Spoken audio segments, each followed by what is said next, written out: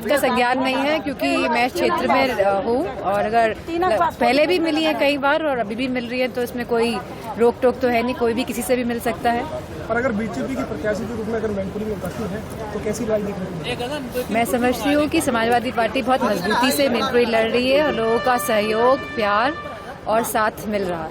JDU ने एक बड़ा अजीब सा बयान दिया है चुनावियों में इलेक्ट्रॉल बॉन्ड को लेकर के। उन्होंने कहा है कि कोई एक व्यक्ति आया था और मेरे कार्यालय में एक लिफाफा दे गया था और जब हमने उस लिफाफे को खोला तो 10 करोड़ का बॉन्ड निकला।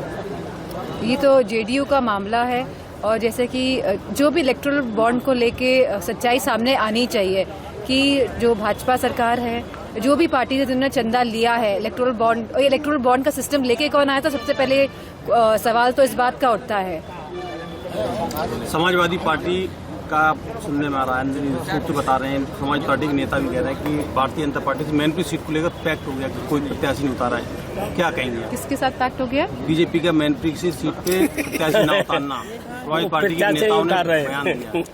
मैं क्या बोलूँ इसमें, तो मतलब क्या अंदर से ऐसी बात है?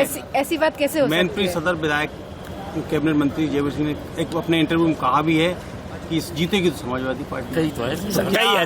क्या अंदाज वो कभी कभी जो अंदर का जो अनुभव होता है वो जुबान पे आ जाता है, तो मैं समझती जो बात नहीं बोलना चाहते थे वो बोल गए। राहुल गांधी ने कहा है कि राजा की जान तोते में थी, उसी तरीके से राजा की जान ईवीएम में। किस तरीके से देखती हैं? ईवीएम को लेकर के चिंता जाहिर की है। नहीं, ईवीएम में लोगों में बहुत असमंजस है। बहुत सारे लोग लगातार बीते चुनाव में बात बोलता है, हमने वोट तो इस पार्टी को दिया लेकिन हमारा वोट निकला नहीं है। तो एक तरह की क्लैरिटी होनी चाहिए। भले ही ईवीएम सही हो तो भी लोग चाहते हैं, गांव के लोग चाहते हैं, शहरी लोग चाहते हैं कि बैलेट पेपर से ही चुनाव हो। जितने भी देश हैं पूरी दुनिया में, सब जगह बैलेट पेपर से ही चुनाव हो रहे हैं। ईवीएम आई थी, उसके बाद वापस लोग बैलेट पेपर पे गए हैं क्योंकि लोगों के मन में कहीं ना कहीं एक शंका का भाव है कि ईवीएम में वोट डालने पे जिनको हम वोट डालते हैं उनको वोट नहीं मिलता है। मैनपुरी में कन्नौज जैसी पुनरावृत्ति तो नहीं होगी निर्विरोध निर्वाचन में हो? आप फिर वही सवाल कर रहे हैं। वो नेक्स्ट करो।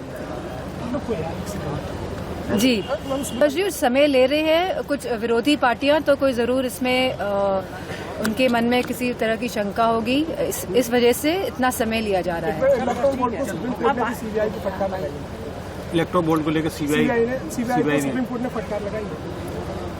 सही डाटा नहीं दिया, सही आंकड़ा नहीं दिया। सीबीआई ने एसबीआई को फटकार लगाई सुप्रीम कोर्ट ने। मैं चाहती हूँ कि सुप्रीम कोर्ट का अगर इसी तरह का इंटरफेरेंस रहेगा तो बहुत सारी चीजें जो हैं वो लाइन पे आएंगी। जो अभी सब अव्यवस्था दिख रही है हर एक स्टेप में, मैं समझती हूँ कि सुप्रीम कोर्ट जिस तरह का मेयर वाला चुनाव भी हुआ था पंजाब का, अगर सुप्रीम कोर्ट इंटरफेयर नहीं करता तो हमारे जानने वाले बीजेपी के बहुत सारे सांसद हैं, उन्होंने कहा था जीते तो हम ही हैं मेयर का चुनाव। तो इस तरह से गलत तरीके से चुनाव जीतना सही बात नहीं है एक लोकतंत्र के लिए।